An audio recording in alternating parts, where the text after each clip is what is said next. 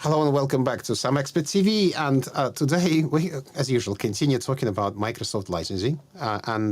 In this particular case, we will be talking about the hottest topic of them all right now, Agentic AI, because Microsoft does a lot in that regard, and I will probably shut up and pass it on to my guests today.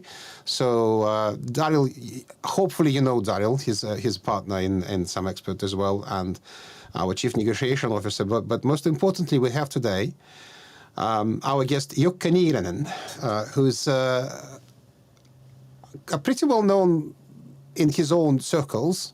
I would say star in his own circles, an influencer, but also a professional, ex-MVP, who's been working with Microsoft low-code solutions, Power Platform, and all that. And inevitably, this is all being consumed by the new Copilot ecosystem. But risking to do a very bad introduction, Jukka, I'll pass the mic to you, so feel free to introduce yourself. And gentlemen, carry on.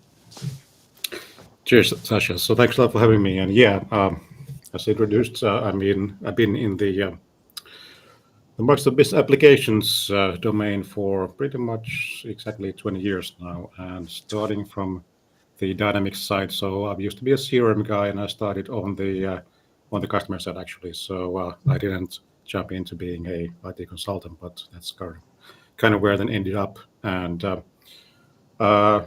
so 5-6 years ago, when low-code became a big thing, when Power Platform was then the hottest thing before Copilot, then I kind of went all in on that side and started to explore what's there beyond just Dynamics. So in addition to classical big business apps, what's there that people sort of across the organization can do. And Power Platform turned out to be something that was a lot more broadly impactful for MS customers than Dynamics, and now Copilot is again one step up from that. So it's going to be something that everybody pretty much has to work with, whether they like it or not.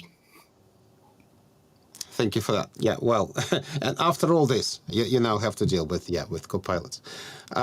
So let's start this conversation with a very simple question. The answer could be quite complex, though. From your point of view, what is Microsoft doing? Where is it all going? And how is it going to end? That's, of course, it will never end. Yeah.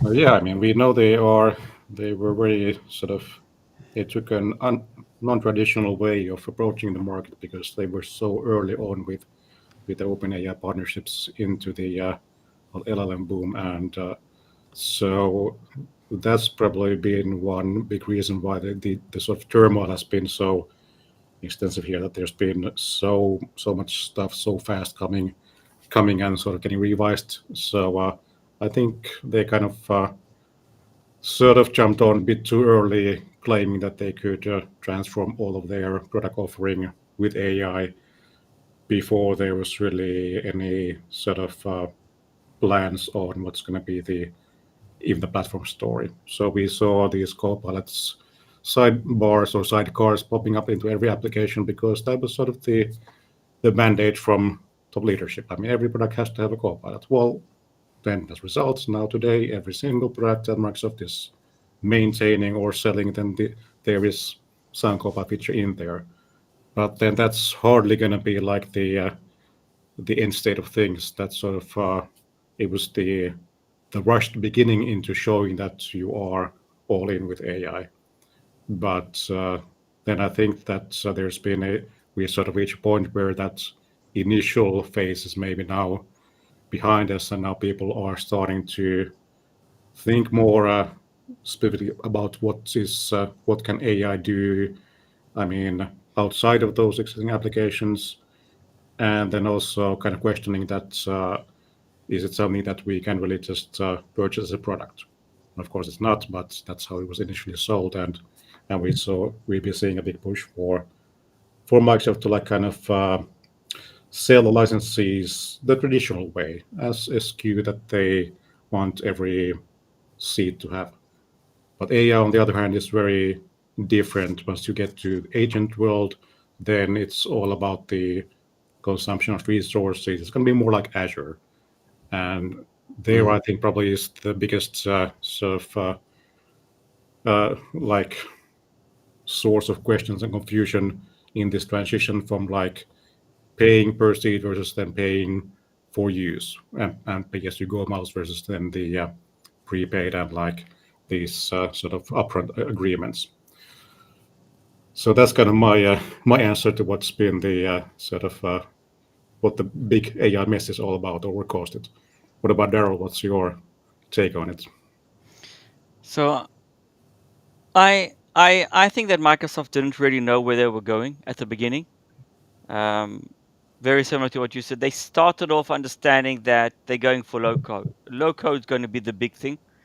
And they started to develop layers and layers of solutions.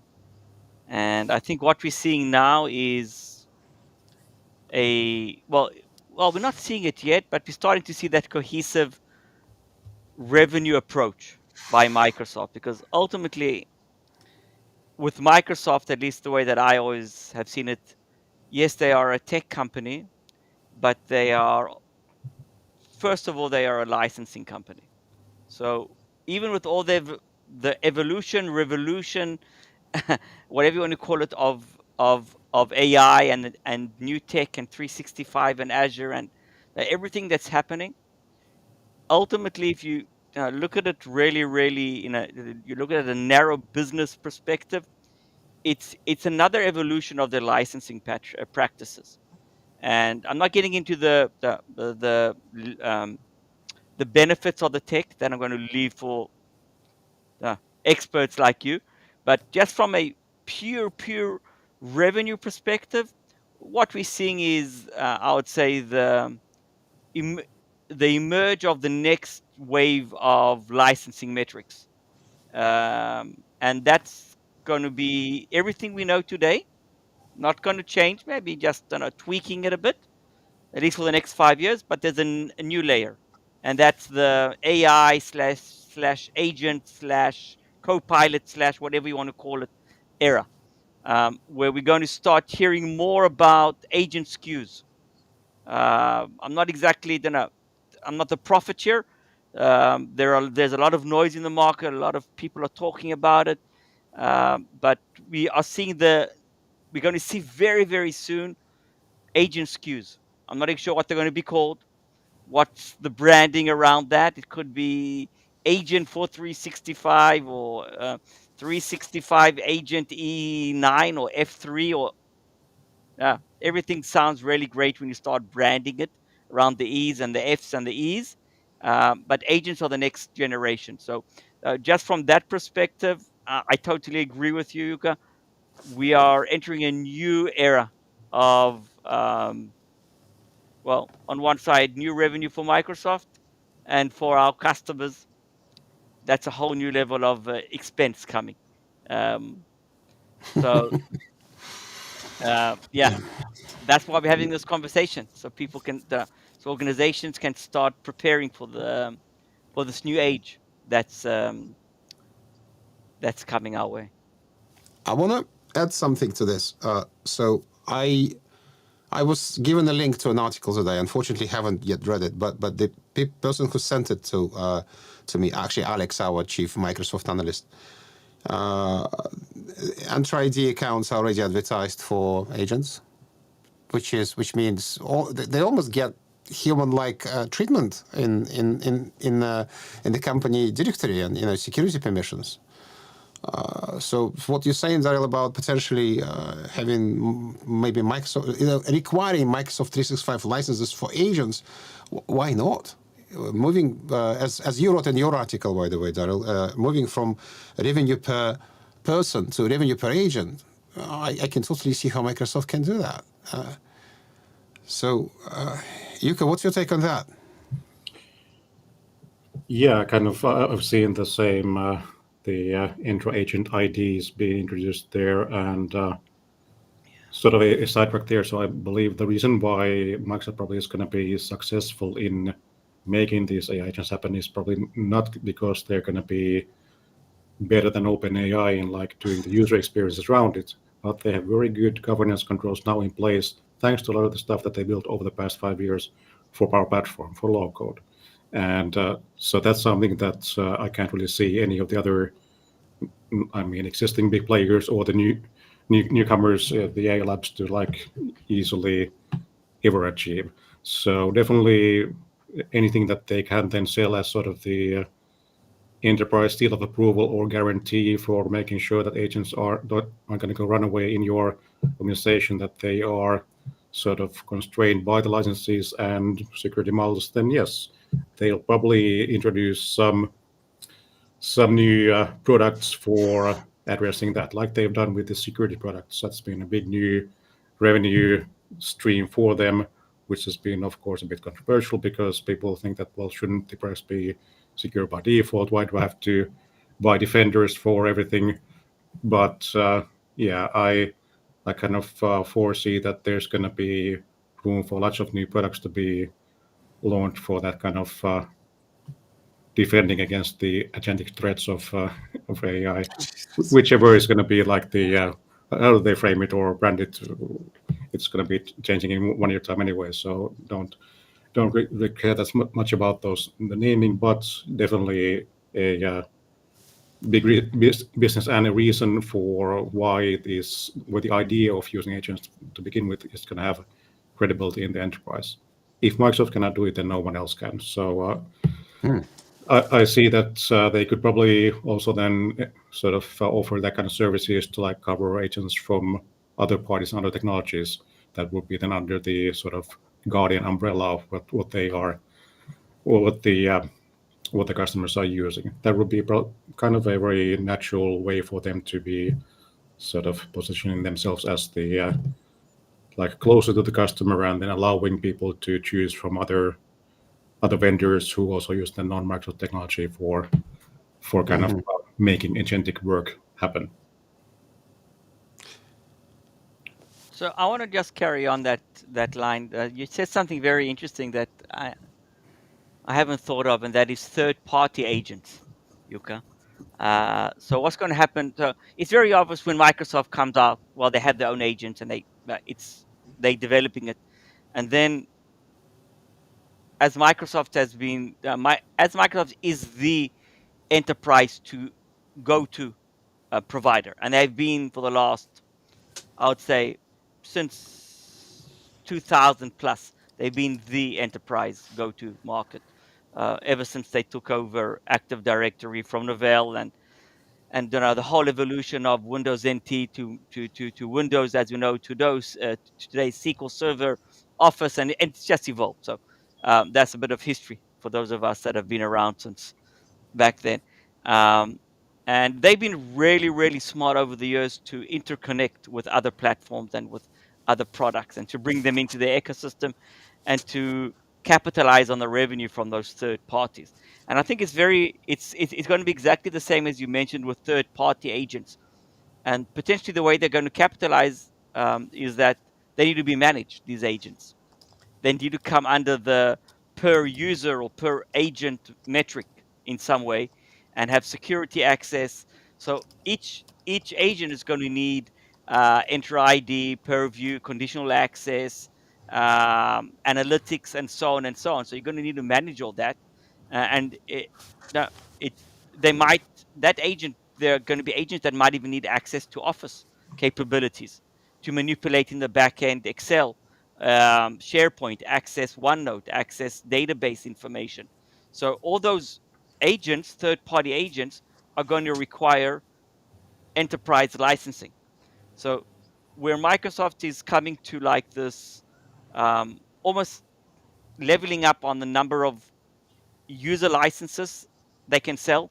So enterprises are fluctuating, plus minus. They optimize. There's no huge growth anymore. Just standard market growth.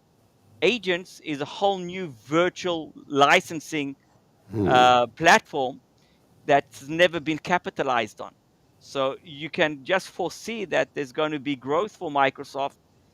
That's almost endless. Is it going to be 10% growth on your user/agent count? Is it going to be 50%, 100%? It really depends on where these agents are going to go. Microsoft agents and third-party agents, as you mentioned. So we are entering a whole new era of licensing. As Microsoft is definitely the leader in that, the thought leader in licensing metrics. Doesn't matter how you want to Yes. look at the technology. Yeah, I would agree. But the thing that concerns clients, we talk to procurement people. Just a little introduction for those who don't know us, SAMexpert. Our company just specializes on controlling costs of any Microsoft solutions, just helping you negotiate new deals. And it's so different today in 2025 to what it was not just in 2020, to what it was in 2024. We're dealing more and more with pay-as-you-go licensing. And if you think about Agentic AI, so in addition to having to pay for messages, and Jukka, if you want to bring in some clarity after I finish, please, by all means, let's give people some kind of interesting things they absolutely must know about costs of Agentic AI. But it also, when they will also introduce, and they are introducing, licensing per agent, and agents are not humans. It's difficult to hire 1,000 people. It's not that difficult to deploy 1,000 agents. I mean, if you're crazy enough, you can do it in a day. And that removes those traditional procurement controls around the costs, and almost as you just said, your on-premises licensing is becoming Azure-like. You just consume from a pool of money. Plus, what I also would like to touch upon is right now, whether that's deliberate or not. Maybe it's not deliberate, by the way. Sometimes you just need to blame stupidity. The actual cost per message or cost per action, it's not really even transparent. It's very difficult to predict. So what do you have to say on that? Yeah. So, well, previously when we discussed about the number of agents growing, then it's maybe good to point out the fact that there's no really definition on what's going to be like the capacity of one agent to do work. So right now how Microsoft is building it is then that there isn't really today. There's no fee per agent. It's only per messages, and then the actions that the agents do, how they're triggered, what kind of service they call, those all then consume messages from either your prepaid pool of message packs for Copilot Studio or other services, and also for triggers and all that. And those are going to be that's kind of the currency of today. There's no so in a way, agents are free. Only the running of those actions is what costs money today. But as mentioned, I can see that there's future of any potential for making something that's going to be specific, for example, for that entity. But today we don't have that kind of constraints that we, for example, used to have in the RPA world. So robotic process automation, UI automation stuff, which was kind of similar, which we are now seeing the AI agents kind of reaching towards. We're going to starting to have the computer use as an action there, meaning that agents aren't just calling APIs; they can also then be launching their own virtual screens and clicking on buttons. And like as a funny example from this week, there was this news that people are testing the ChatGPT agents, and they are very fluent in. If you put them to like giving them a task for go and buy me tickets for some flight or whatever, and they're going to go and click on the capture list that I'm not a bot. The agent will go there and click confirm it. Yes, I'll now spot that I'm not a bot, and I'm continuing forward. And so that's just a kind of a side note how many kind of changing assumptions there are around this concept, because it used to be so that people were building defenses for services against bots. And now then companies are starting to sell these bots for normal users, individuals inside organizations or in their private life. They can just give a few dollars to ChatGPT and then put their agent to do that stuff and like work on these things. So all those kind of concepts are so up in the air at the moment that it's hard to really find any other sort of concept for licensing other than the messages that are today used there. But then again, that's just like one. What does a message mean? It's arbitrary. There's no basis for it. So so as a recap, I mean, if you just use the pay-as-you-go model, then it's roughly 1 cent is one message that you pay with Copilot Studio messages. But then what do you get with the amount of messages? Well, you don't really get almost anything. For example, if you use Gen AI, if you want to talk with an LLM bot, then every reply is 2 messages. And if you want to, for example, call information from the MS Graph, information about what documents or a person, for example, has access to in SharePoint, that's 10 messages. And computer use, I just read actually today that in preview, it's going to be every action that the agent does on this virtual screen there, every action there is 5 messages. And so what does that really mean? I mean, there's no, they are not grounded or anything. They're just like, you can compare the cost that, okay, if I do this with this API, it's maybe like 1 or 2 messages. If I do it with the UI, it's going to be like 5 or 10 or whatever. And so, but I mean, that's the state we are in today. There's no one really knows what's going to be sort of the legit concepts that we're going to build those licensing models, those terms around, and let alone then what's going to be the cost of actually running these things. Because if you've been reading up on the news how much like OpenAI and Microsoft and AWS are spending on just infrastructure, it's hundreds of billions per year, and there's almost no revenue at all from AI services today. So it doesn't exist. So everything that they do is kind of setting money on fire today. How would they even know that was going to be like a price point in 1 year? What's going to be the like how much should we charge for one message, or that it's all going to change. And like I can't like imagine what's it going to be like in the like the traditional world of licensing where you negotiate those contracts and like agree on something for 3 years. There's no way to like put this in such a mold today. I imagine myself Satya talking to his people and saying, I said burn the bridges, not the money.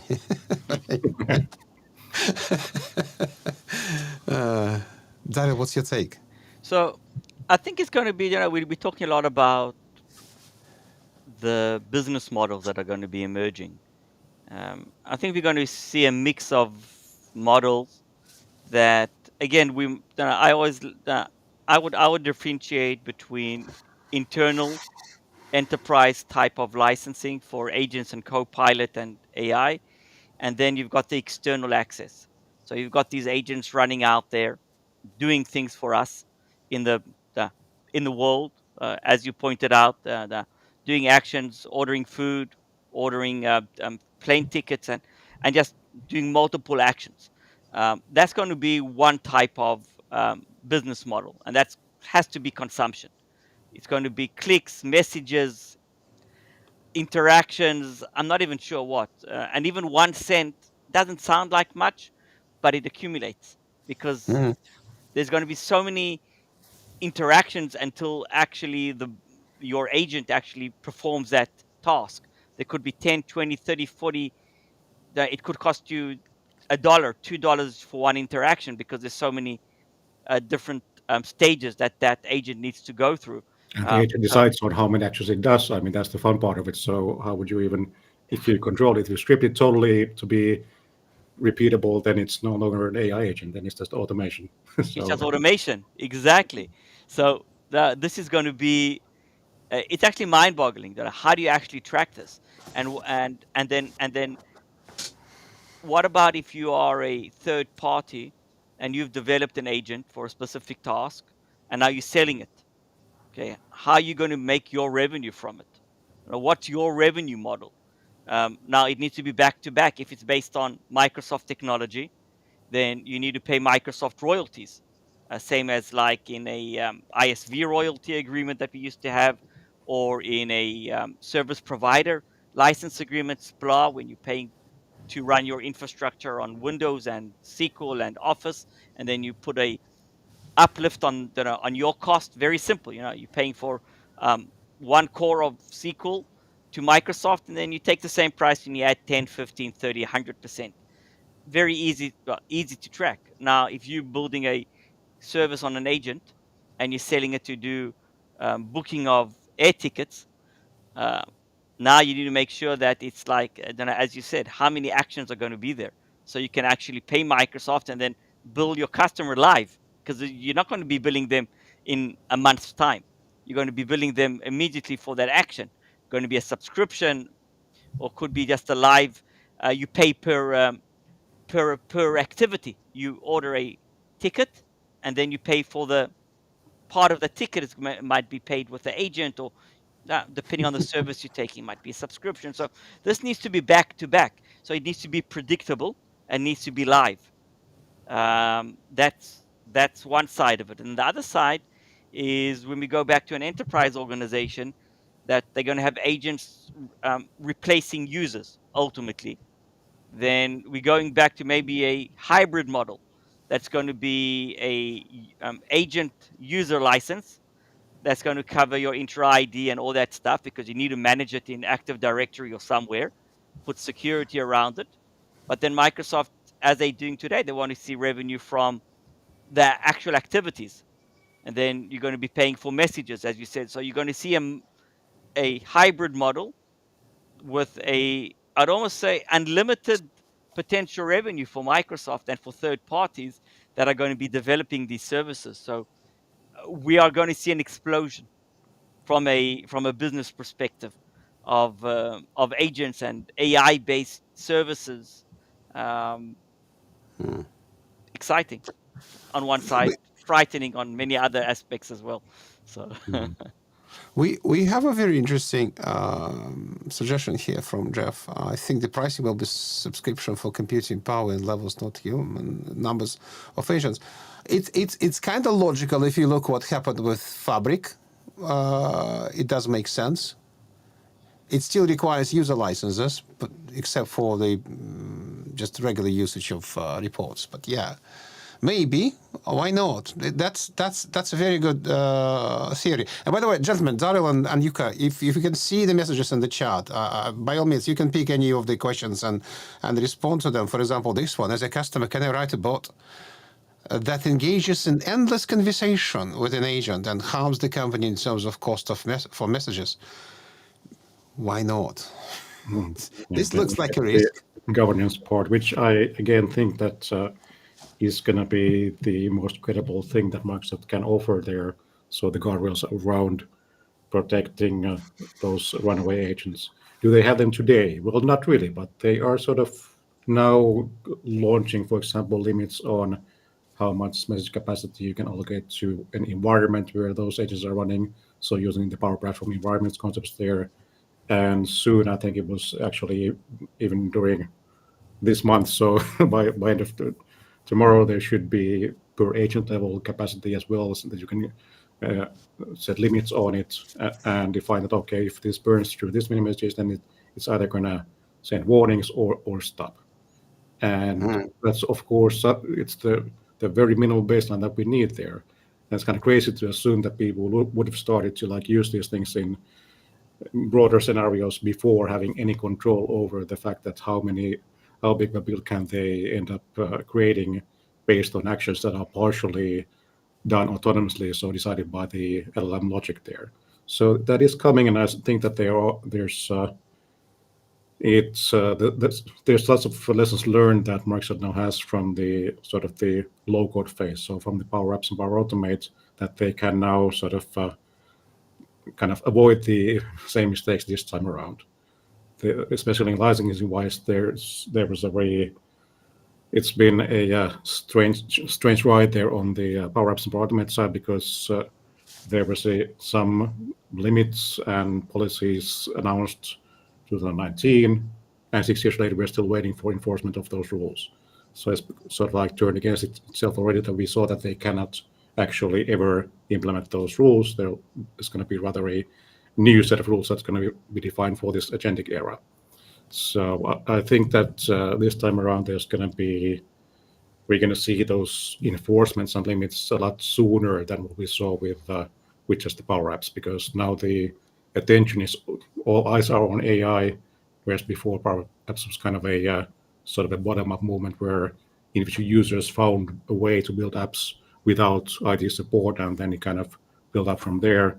But now we have the big push from from management side to like be AI first and use these things. So I kind of optimistic about there being not such a big sort of a dark age where we don't have visibility into what the agents are doing. But yes, I mean the things that you can how you can harm your companies or how you can use these as like malware. There's been ways to do that already with Power Apps and Power Automate, and AIs are of course on a whole new level. It's one of the scariest parts about governance is that we don't like have really reliable ways to like guarantee that something that would never happen because of the way how LLMs are taking in both the data instructions in one package and then they can be very gullible. We cannot sort of guarantee that they're not going to take instructions from an outside party, which is a bit of an issue in enterprise scenarios. I'll ask a question. We have a comment that is too long to put on screen. Unfortunately, it just doesn't fit. But it ends with Microsoft just has needless complexity coupled with lackluster functionality. Don't waste your time. I want to add to that. So I've been a part of multiple industrial conversations, many of them behind closed doors. But I don't think the statistics secret because everybody basically knows it. So Microsoft budgets grow on average by 15%, from 10 to 20. It depends on the company, depends on how they negotiate their agreements. Each time you renew, you kind of go up. It's what Microsoft is chasing, and there's a necessity. And price rises, new technology, companies want something new. And the percentages of Copilot in this overall budget are quite interesting because if you look at the entire Power Platform plus AI across our clients and SAMexpert, it's just like 3% of the entire budgets. It's nothing. However, they contribute to 20% of price increases, sometimes more. So AI isn't that increase. Then there was a long conversation with implementation companies, and everybody's quite skeptical about it. However, right now, the numbers are finally, the needle is finally shifting towards a bit of positivity. So if at the beginning of this year, we were talking that only 10% of the companies that invest in AI even understand what the hell they're doing. So right now, about 20% large developments are kind of taking off, and I think there's a lot of optimism in that kind of because we hear it from Microsoft partners who are implementation partners. Therefore, it's more interesting for them to say, yeah, it's all good, it's working. Still, they say it's only 20% of the companies that are really at least have an idea where they're moving, and then the last number is which brings a little bit of positivity again into this conversation, is that amongst all the different implementations right now in IT, our clients and again those partners I spoke to, 50% of the projects are revolving around AI. 50%. So tiny share, big impact in regards to percentages, just percentages of the overall growth of the budgets, and this massive interest. 50% projects going in AI. I want to point out on that, then if I want to go to an organizational level. Again, we've got the impact of AI/agents on, let's call it, on the consumer market. Okay, that's one business. That's a completely different, I'd almost say it's a different conversation to the enterprise business, at least from my perspective, from a licensing pure business model perspective. And I think that, again, going forward, the business models, as like any service, need to be differentiated, and I'm sure they will be differentiated. And when you look at a business at an organizational level, it comes a lot down to how do you predict how do you budget for this? What's going to be the budget for next year? Organizations need to have a budget. Old school, not going to change. If you don't have a budget, or you can't have an unlimited budget now for IT. It might, let's not even call it IT. I don't know if it's not IT anymore. It's not an IT budget. It's a tech budget. It's a productivity budget. Okay, so how do you manage that budget? How do you predict what your costs going to be? How how do you put controls over that? Even on the standard, let's call it on the standard FinOps side, just managing Azure or cloud, Azure, AWS, GCP, whatever, just managing your ongoing consumption is a nightmare. And I don't think that there's one organization out there, doesn't matter how good they are, that has 100% control of what they're doing. And cloud consumption budgets are 30 to 50%, sometimes higher off than predictions. It's crazy numbers. We deal with that on a daily basis. And now when you throw in the mix of agents, and regardless of what the business model is going to be, how do CFOs take control of this? I'm not even sure they've sat down and had this conversation internally. How do you take control of the budget? Now, who holds the budget? Because these agents are going to do business unit work, user activities. So it has to be granular. It has to go down to specific departments, users, use cases. So the entire distribution of the budget, the management needs to change. So we're looking at a new era of compliance, of governance, of management that nobody's already done. We're running forward, but AI is running quicker than we can even think. So everything that we're talking about now is going to be a reality in 3 to 6 months. That's how quickly this is changing. And the market is not ready for it. So the business market is not ready for it. The controls, the governance, not ready for this.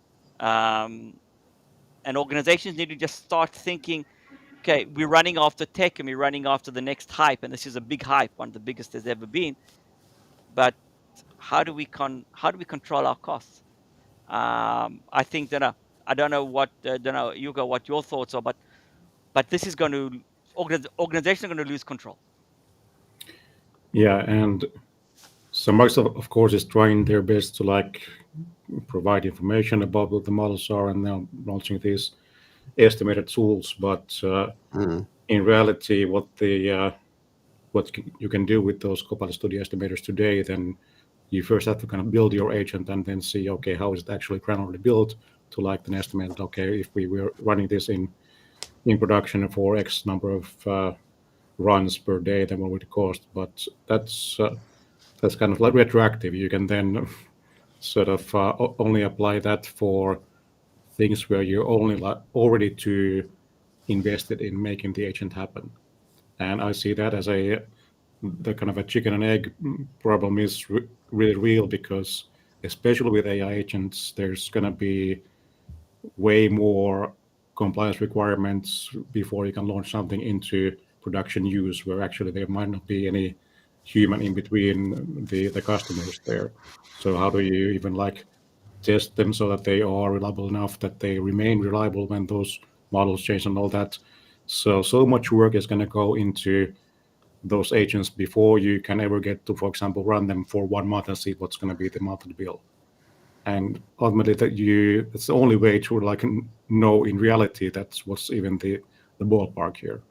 I don't think that anyone has there aren't even if there are use cases, then how well can you transfer them from one customer to another? I mean, these are not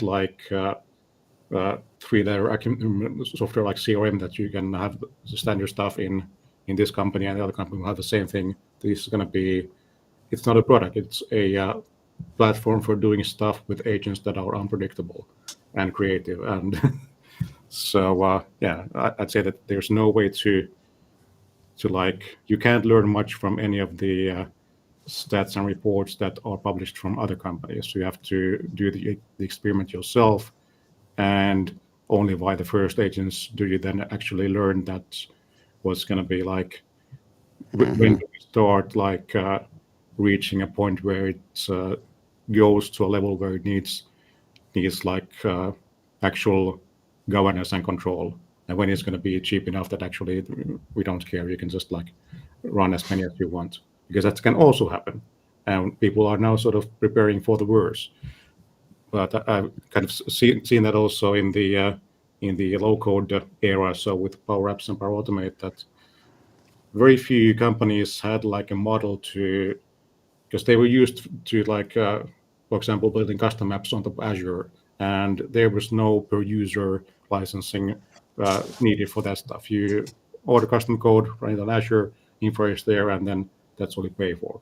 But then when you had to like sort of know that how many people need some like Power Apps platform license or per app licenses, then I mean, tiny amounts of money became blockers for launching things because there was no way to like sort of agree that how will this then be distributed if it actually blows up.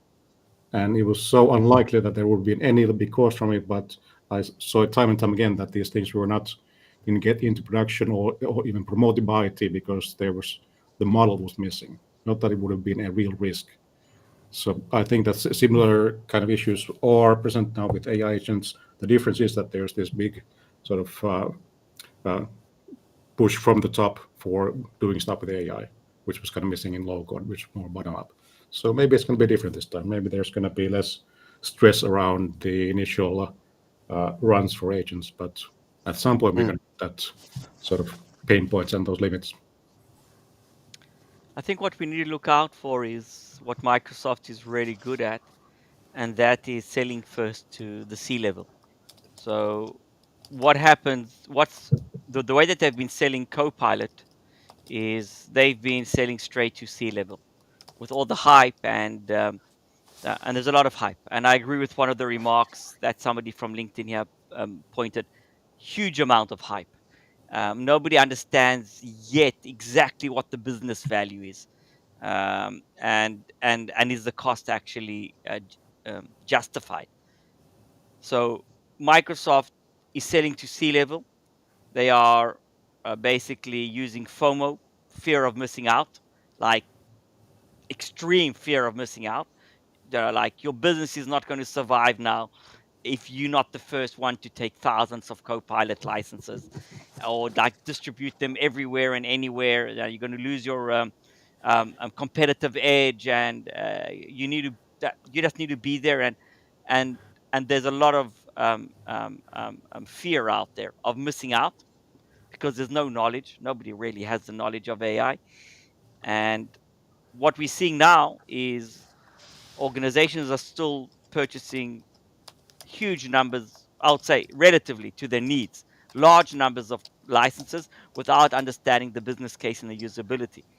And now we're starting to see, after 2 and 3 years of pushing Copilot, is that organizations that are now looking at renewing their Copilot licenses and trying to understand the actual usage. One, it's very difficult to understand the actual usage and the ROI. The metrics are very vague.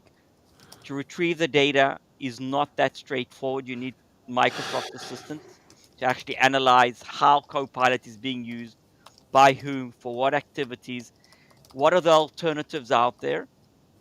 And then when you start talking to Microsoft about reducing quantities of Copilot, they like in shock. Like, why do you want to optimize?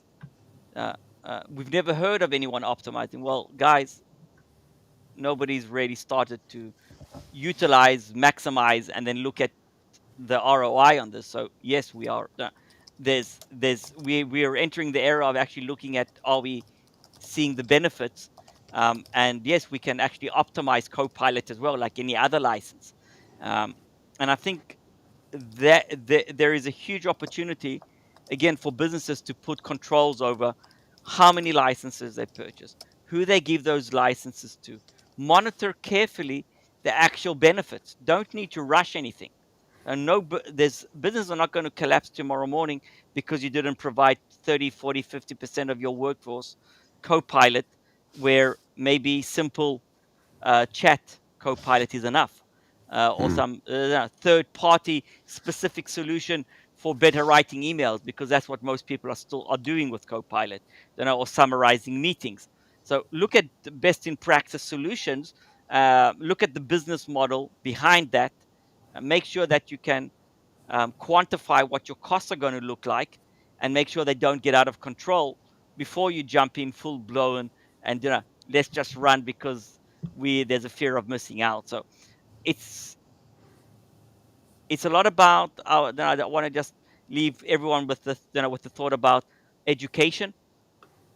We need to start educating decision makers um, around the cost of AI and the benefits of AI before we run full blown into it with all the hype around it.